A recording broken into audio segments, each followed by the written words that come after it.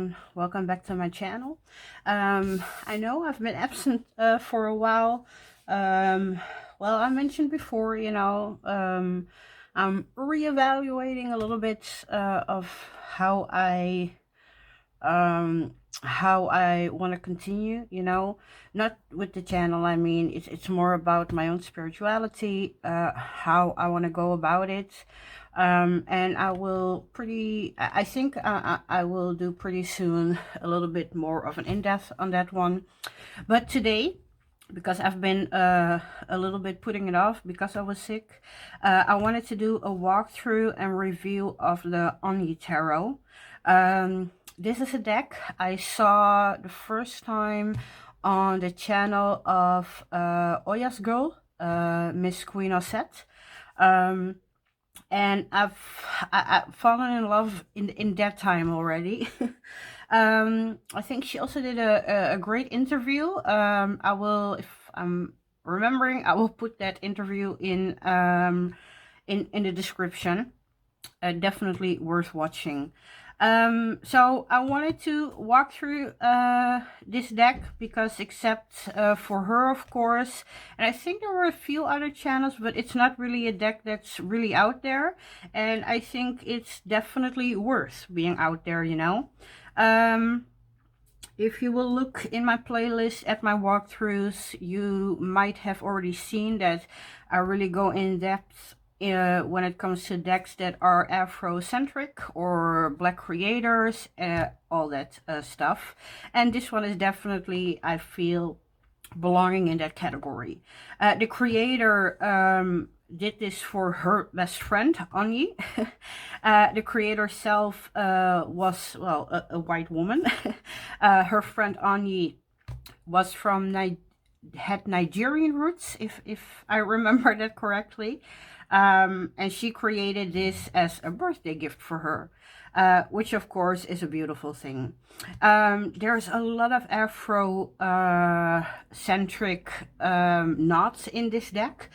We go from Egypt to Ghana with the Adinkra symbols.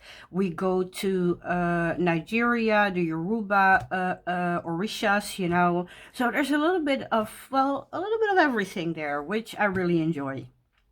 I made some notes because there is a PDF guidebook.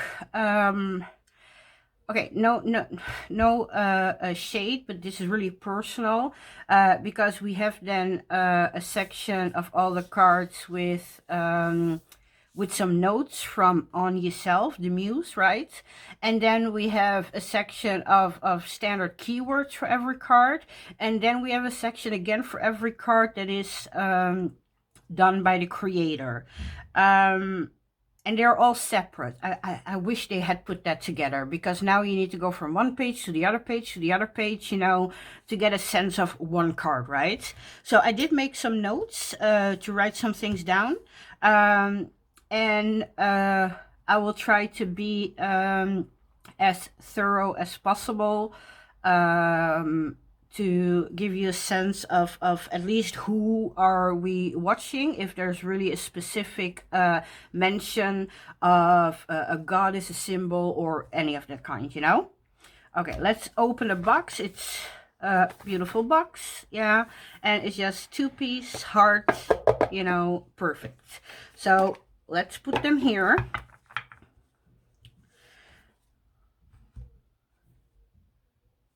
Okay, so these are the backs. Yeah, me personally, again, not a big fan if there's text on the back, but again, if a deck is beautiful, who cares, right?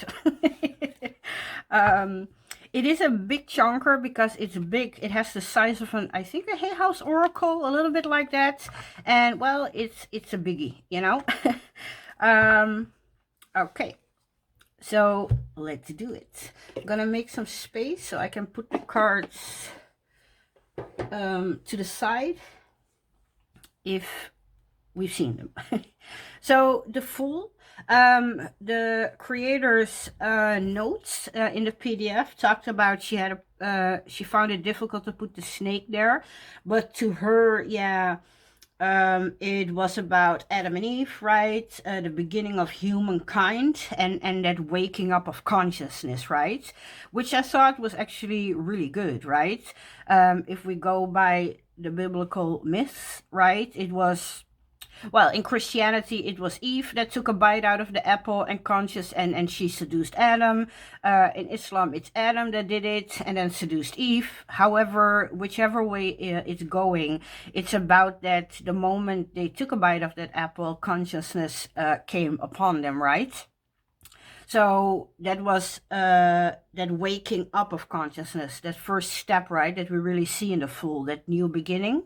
There was a risk because they were disobeying God, and there was a new beginning for humankind. So I actually think that's a great representation, right, of the Fool.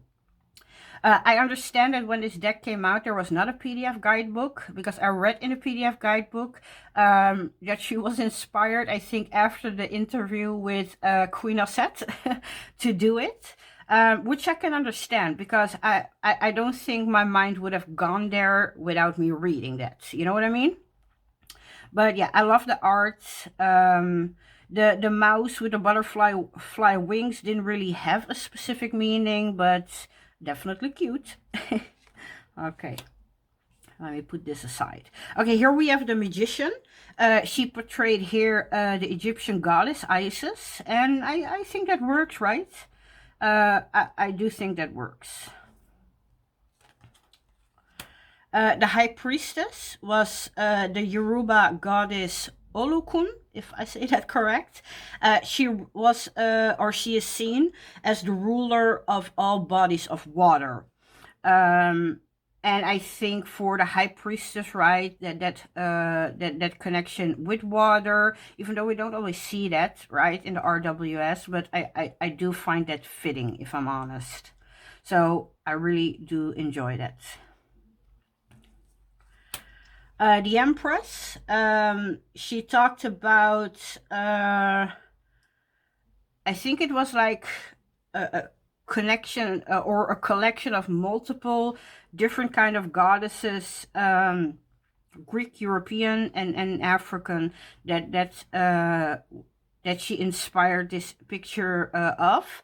However, when we go Africa, it was the Yoruba goddess Yemoya. Which is Nigerian. Then we had the Greek goddess Aphrodite and the Roman goddess Juno. These three she kind of mixed together and made that representation of. So it works. It works.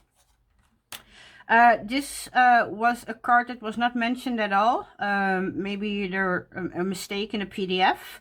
So I'm not really sure, but we do have two beautiful peacocks here, and I think this is a figure. I'm assuming it's a figure. I would still love to know, yeah, her thoughts on this one, but there are other cards that she didn't really, that she was inspired by a Pinterest kind of picture or something, you know. So I think this is a card that we can put our own meaning in. And I think it will work out when, yeah, whatever intuition you you get when this card pops up, right? You can make it work for you. The Hierophant, there was no info really, extra info about this card. She did mention something about that this card really reminded her of her friend Onyi, the muse behind this deck. Again, certain things I don't want to go too deep into, because then it's going to be harder for me personally to really use the deck, right? The Lovers, it was about the duality, right? Here we have the sun and the moon, again the duality. For her it was more about friendship than romantic love. And I think that works again in the Lovers card, because for me that's the choice card, right? And friendship too, you know, it's a choice you make, right? How much you invest in that. So that works. The Chariot, she talked about she wanted to have some dragons in there, and we had the yin yang. I'm sorry, I always mess that one up. Again, that duality. The way she talked about it, I felt a little less like that was going back to the Chariot. But yeah, again, after this walkthrough, I can forget all that information. I really put my own meaning in there, right? Strength, she chose to just do the lion. Of course, the sun sign, right? I think that works, yeah. In the window, we have Saturn. Again, it's a little bit smaller probably on the screen, but when you look at it in that window, you see Saturn. So we get multiple elements that definitely can go, that can be combined in strength, right? The Hermit, there was not any info that I wrote down, so maybe not to relating back to yeah, something that maybe I could dive into. When I saw it, I found it a little bit weird, the eyes in the back. I for myself could put it in a way like, okay, when the Hermit comes up, it's about introspection, right, going within, but not forgetting, yeah, to watch your surroundings, because sometimes when we go within, we kind of forget the world around us, right? We are so focused on ourselves. But again, eyes in the back of your, well, head we normally say, but here it's the back. I could work with it. I kind of love the depiction though. The Wheel of Fortune is an Egyptian scarab. In Egyptian, it was the symbol of heavenly, a heavenly cycle. And I do love the colorations here. It's giving me really happy vibes, in all honesty. I'm not always a fan of the Wheel of Fortune. This kind of is fun. So yeah, heavenly cycle, the idea of rebirth, definitely working in the Wheel of Fortune. Justice, we have here Emmet, the Devourer. In Egypt, I didn't agree with what she said, because I think in a PDF, she talked about that Emmet is the judge, the judges of souls. And that is not correct. When a soul was, too heavy or too full of sin, yeah, it was given to the devourer to eat. So there was no afterlife for that person. But he was not the judge of it. He just ate it. But I do think it works for justice perfectly fine. So kind of fun. Like I said, we go a little bit everywhere, right? We had some Yoruba goddesses already. We have some Egyptian representations. I kind of like it. Okay, number 12, the Hanged One. I think it was an inspiration of a Pinterest picture or something. There was not really any information, well, worth mentioning in that sense, you know? Again, no disrespect. It was just about, for me, I bought this Afrocentric, so you know what I mean? And yeah, I wrote some things down that were worth mentioning. If I didn't, there was probably nothing really to say. Number 13, I love it because the Death card is the Scorpio card. I'm a Scorpio, so this is one of the cards I always pay attention to. And she represented the Yoruba Orisha Oya in here. Of death and life, yeah. Here we see the cycles of fish, right? From, well, little ones to, well, a skeleton. Again, that rebirth, right? And yeah, Oya is also, when I was in Nigeria, a Babalawa did a reading on me, and Oya and Shango were my head orishas. So the fact that she is represented in number 13, I'm really enjoying. So yes. Number 14, Temperance. She talked in her PDF about the butterfly, right? Instead of the angel, representing that balance. So again, that works, right? That works. Number 15, the devil. She talks about Native American culture. Again, I'm hoping that's correct. If not, I'm sorry. I'm going from the PDF. The iguana, it meant something like need to stand still and observe. Again, I don't know if that's correct. I'm hoping. I don't want to misinform, you know, if that's really the Native American way to look at the iguana. She talked about the third eye because there's a third eye here that's closed. And she talked about blind to the spiritual world and consumed by the material world.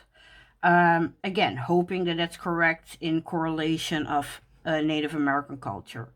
But yeah, if it's not correct, that would suck. If it is correct, then I think it's a beautiful representation of the devil. The tower, she didn't really write something that was really informative in the sense of, I think she just wanted to have the turtle or something in there. But I think we sometimes see the world turtle. I don't know which culture that's from. I'm sorry. And to have that tower on there, I think I can work with it with my own understanding, you know. The star, again, there was not too many there was not too many information in the PDF. I do found it a little bit that the sun and the moon were also there, and they're actually bigger than the star. I found that a little bit distracting, if I'm really honest. I mean, it's clear that it's a star because we have that really big there, right?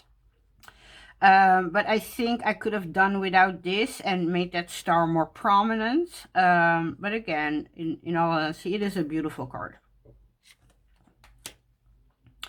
The moon, she based that on the Greek goddess Selene. I don't know too much about her. Even though she has a wider skin tone and blue eyes, I found it weird with the afro, if I'm really honest. I don't know. It was a weird mixture for me. I'm trying to yeah, get my head around that card. Again, not too much information. We do have the moth here. I mean, the night kind of butterfly thing, right? We do see different stages of the moth. And I think I will focus on that when it comes to the moon card. The sun, we have here the Egyptian goddess Bast. I think that works for the sun card, being the daughter of the god Ra, right? The sun god Ra. So yeah, I can work with that. Number 20, Judgment. This is a Sphinx, but she took I think it was the Greek Sphinx and the Egyptian Sphinx, and she kind of mixed them up. Which of course is artistic liberty, right? And I think I can work with it. No problem there. In the world, we see all zodiac, right? If you really look careful, we have the ram, we have the Sagittarius, we have Cancer, Scorpio, Lion, Gemini, Taurus, Pisces. I mean, everything is there. So I kind of like that. Then we go into the minor arcana. The ace, I mean, simple but clear, right? We like that. Again, the two, just a representation, the world in between, clear. Number 3, it kind of gave me a little bit of Fool energy with the cliff, you know. But yeah, we can definitely work with it. We have 2 there, 1 in the hand. Number 4 is the Adinkra symbol from Ghana. I always find it hard. I took my own deck here. Vrouw Hodi, meaning independence, and the keywords would be independence, freedom, emancipation. For the Four of Wands, I can go there. I can definitely go there a little bit. Number 5, I do love the way she drew the hands. This feels very Thoth, if I'm honest. But she talked about giving it a witchy vibe, I think. With the triple goddess symbol here, you know. I can go there. I can go there. Number 6 was, she represented a falcon there. And I think I can go there. I mean, that's freedom, right? 6 for me is harmony. Again, I can go to where I want to go with that. Number 7, again, a Adinkra symbol. Sissa wo Suban, meaning change or transform your character. So transformation. And yeah, 7 for me is new growth, right? So again, I can definitely go there. I like that. Number 8, very RWS, I think we can definitely understand. Number 9. And here we have 10, and this was a representation of the Yoruba goddess Oshun. I can go there for 10, but because she is about love, and 10 is that, yeah, new ending and beginning. When you go really RWS, it's a burden, so I found that a little bit, yeah, I don't know. I couldn't reconcile that in the real RWS system. However, with how I read, I could. This is the page. For me, very Thothy. The princess in the Thoth is with a tiger in well, similar position, not quite the same, but similar position. So again, I could definitely go there. A little bit different from the RWS though. But yeah, I love my Thoth, so I don't mind.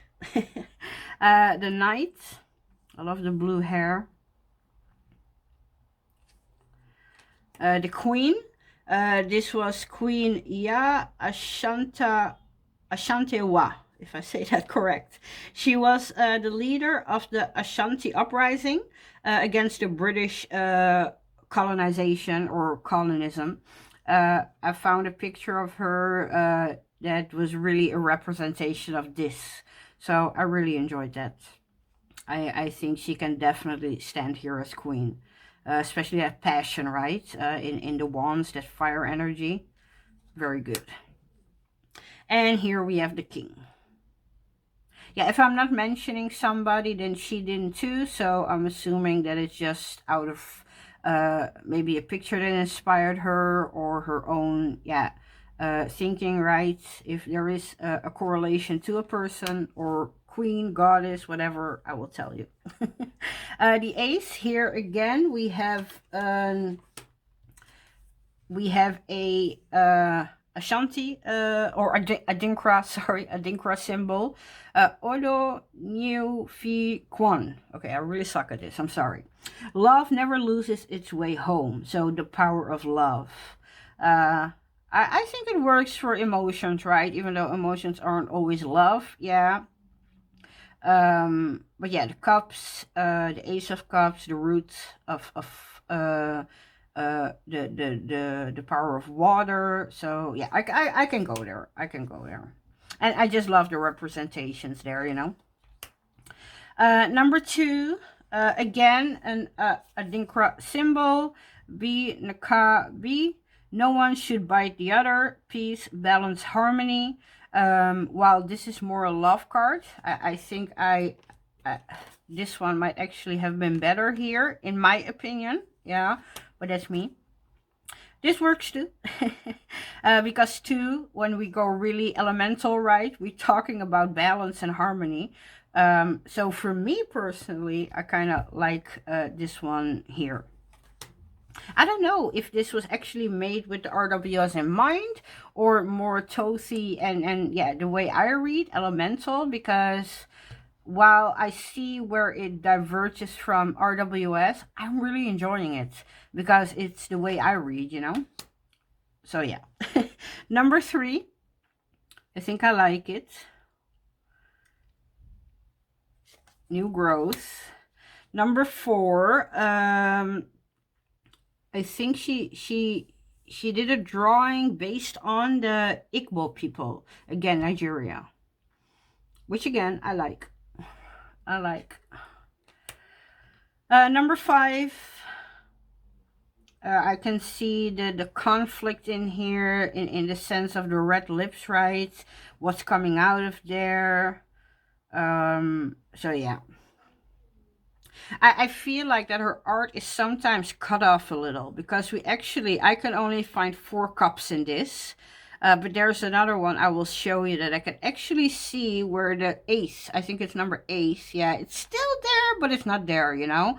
So I'm assuming that maybe here in the bottom another cup was, because she's very careful with numbers. So I'm assuming that maybe something needed to be cut off here. Which is too bad, because, you know, I do miss that 1 cup, but yeah, again, I can live with it. Number 6. See, for me, this is not RWS. This is really elemental. 6 for me is harmony, and they are standing in harmony, you know. So yeah, depending on what your preferred system is, I really love what I'm having here. But I can understand that maybe for some it might be difficult to relate what they know to the deck. So yeah, I can get that. Number 7, I mean, all these possibilities, right? New growth for me. Yeah, number 8. So we have 7, 1, 2, 3, 4, 5. See here, this one is already at the half. 6, 7, and then here you see a little teeny tiny. I don't think you can see it here. Let me try it. Here you see a tiny thing that I thought was the cup. I think still is the cup, but yeah, it's cut off in the production, I think, of fitting it to a certain card. I do think that's too bad, you know, because yeah, we do look for those things, right? But again, I mean, 8 is really there. I found, yeah, the way I read was still a little bit harder. Mastery, right?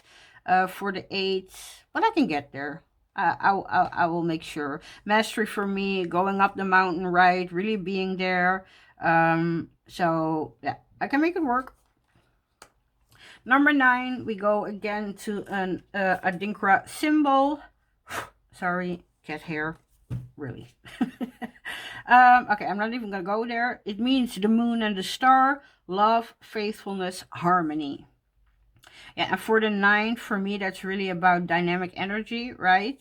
So I found it a little bit more difficult. I kind of feel like everything with love and stuff was put in the cup suit, which is not all about love. I just love the representation, if I'm really honest. Yeah, she put here all these cups, like a little bit the RWS, right?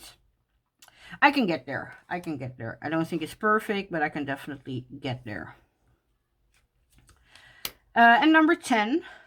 Number 10. I mean, you see, I can go there. Page, I think definitely RWS with the fish. I do love this representation. I think it's really cute. The knight, she talked about, because I found it a little bit weird the first time I saw it. Being a cup, you know, it's like, really?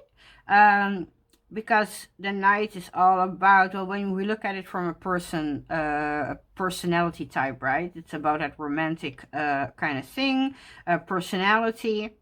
And here the brain is really, well, taking center stage in the picture, right? In the art.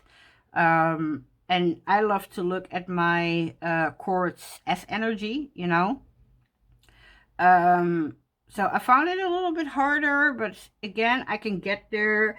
Maybe not letting your emotion overrule your brain, right? This is how I went. So yes. The Queen, I really love this card. She is a representation of me, the Queen of Cups, you know. Um, Here she presented Mami Wata, a water spirit, right? The snake was as a symbol of divinity. So I actually really like that. I really love my core card. And the king, she was a sea goddess, Amphitrite. It was a Greek goddess, apparently. I can work with it. Then we go to the swords. Ace of Swords. I think it's beautiful. I love the purpley colors. The Two of Swords. Again, with the swords being very by the edge, right? I just think maybe we needed a different card format so that everything would fit in there. It's too bad, you know. I don't like it when art gets cut off. Or at least no borders, maybe. But yeah, that's me. So the 2, the 3, I think very RWS. This was supposed to be roots, you know, the system. And again, I can definitely get there. I mean, it's not like she wrote about really reinventing her way of thinking about a tarot deck. It was just her inspiration to put certain pictures in certain places, right? So yeah, the Three of Swords, not a fan, but I've never been, so I can work with it. Number 4, we can see here the little swords, you know, there and there. So we have the 4 swords. It's all there. Number 5, I think he said it was inspired by Alice in Wonderland, which is funny. Number 6, yeah, harmony for me again. I can work with it. Number 7, yeah, new growth, maybe shedding old skin, right? Again, this is how I'm trying to interpret the cards. Oh, excuse me. Number 8,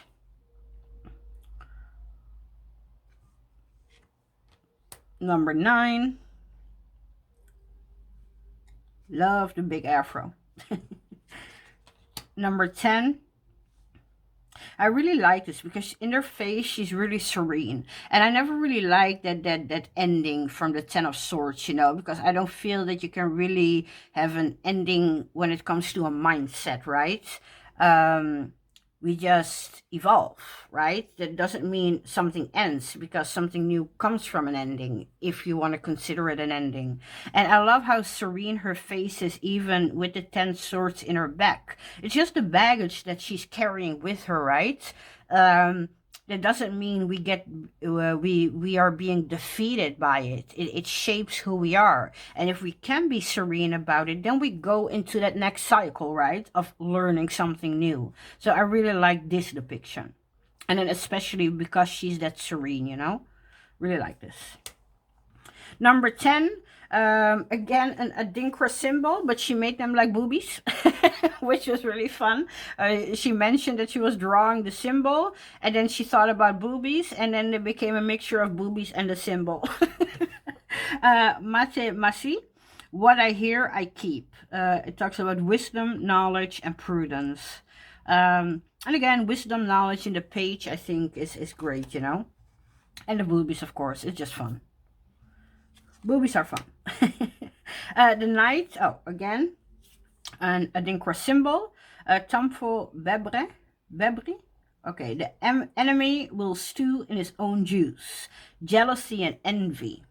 I don't know if I want to really put that in a Knight of Swords, you know, because that's really the wrong mindset to have, right? And the Knight is about action, yeah. I'm just enjoying a Adinkra symbol there. That's how I'm gonna go about it. The Queen. Really like that. The queen was a representation of Ayao, the Orisha of air. She is Oya's younger sister. So I love to have her there. And then the king. We have some crux. Like that. Then we go into the pentacles. Here we have the ace, and I'm loving the greens in this suit. You can see, I'm sorry, I didn't really show that, right? Here with the swords, we have this pink purplish color spectrum, right? And then with the cups, we have this kind of bluish, a little bit of green, but mostly bluish, right? Spectrum, some purple, but you see what I mean. And then with with the wands, we have this orange, yellow, reddish kind of spectrum going on. Yeah, and I will show at the end, but this is really that green kind of spectrum, you know. Again, definitely enjoy it. Here we have the 2, the 3. I really feel, and this is my personal belief, she didn't write that as far as I know. I really feel that this deck is not just RWS. I really have some Thoth elements that come through, in my opinion. 4, 5, 6. I don't know why. This face reminds me of someone, and for the life of me, yeah, I cannot tell you who. It really reminds me of someone. One day I will figure it out. Again, an Adinkra symbol. The heart here is actually the same meaning as the little well, animal, and I didn't want to have 2 cards, so in this card you need to forget about the heart. I just put them together because they are the same meaning. Sankofa, return and get it. It's about learning from the past, you know. Don't leave your past behind. Everything that happened to you has meaning in the now and in your future, you know. So I really like that. So I love to see this one here. Number 8. Love the afro again. Number 9. This was a representation of Queen Moremi Ayasoro. I hope I say that correct. She was a legendary Yoruba queen. She assisted in the liberation of the Yoruba kingdom of Ife from the neighboring Ukbo kingdom, if I say that correct. And definitely very beautiful. Number 10. This too was an Adinkra symbol. One I have not in my deck. It's a butterfly. And the Yoruba symbol was called Fafanto, if I say that correct. It talks about fragility, gentleness, tenderness, and freedom. And I do like that for the 10. That's spreading your wings, right? And getting to charge in a new chapter. So I need to make a card for this one. I didn't have this one. I know that there are a lot, you know. I just have a deck with 62. But there are a lot more. This is the page, yeah. She talked about the body and that the belly, you know, had a little bit, you know, of the rolls that we all have. Yeah, nobody's perfect, right? We're not all flat. And I really like that she did that, you know. It's about that body image, right? Learning, you know, to love yourself, probably. The night. Love the different landscapes almost, it feels like. Or leaves. I don't know, it's beautiful. This too was an Adinkra symbol I do have. Duafe. The wooden comb. It stands for beauty and cleanliness. So definitely beautiful. And then we have the king, the last one. So yes, That is, yeah, the Onyi tarot. And again, it's not something. Okay, I have a problem shuffling this one correctly because it's just too big. I try to riffle just a few times, and then I'm gonna go overhand because the riffling is not something that this deck really allows. At least not with ease, because the cardstock is a little bit thicker. And like I said, once I have shuffled it, you know, and it's all mixed together good, like it's not any sequence anymore, you know, I'm just gonna go overhand, because again, the cardstock is pretty sturdy. And you can see it definitely is a big deck, you know. So yeah, once it's mixed up correctly, I'm just gonna stick to overhand shuffling with this one. So yeah, what do I feel about this deck? Because I've been working now with it for a month, something like a month, right? And like I said, for me, even if a symbol isn't, an Adinkra symbol isn't how I feel about a card, I can put it aside, you know.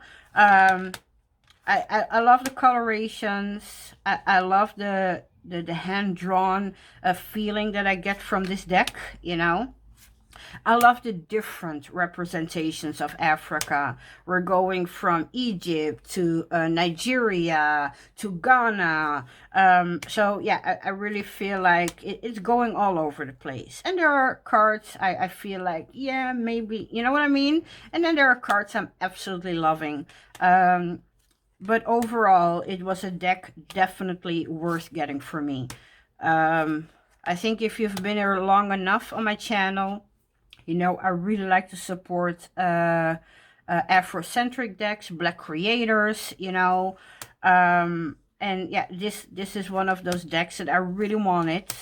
I actually had it, I bought it last July, August, and I had it shipped to my friend in the States, because while the deck wasn't expensive, by the time the shipping came, it already doubled. And then I knew by the time it gets imported here, I'm paying customs.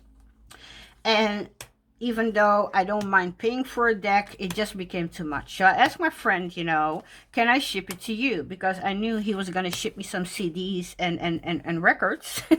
So I asked him to put it in there, you know. So I got it at a normal price, you know, without all the extra whoopla. I just needed to be patient, you know, and wait for him to send it.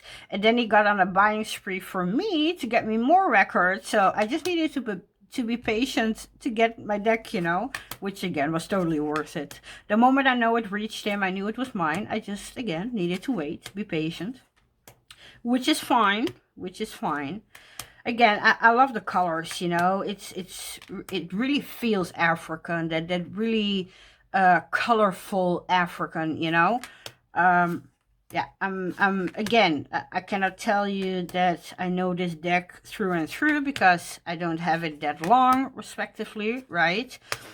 But I've been working with it a little bit. Like I said, I read her PDF. I noted what could be of help to me, how I liked the way she talked about it, or how she wanted to represent it. And other things, like I said, if I didn't agree, if I saw it differently, again, I can put that aside and just focus on my own meanings, you know. So, yes. Like I said, it's not a deck I've really seen a lot. I will link again Queen of Set, Oya's Girls channel, you know, for you to check it out.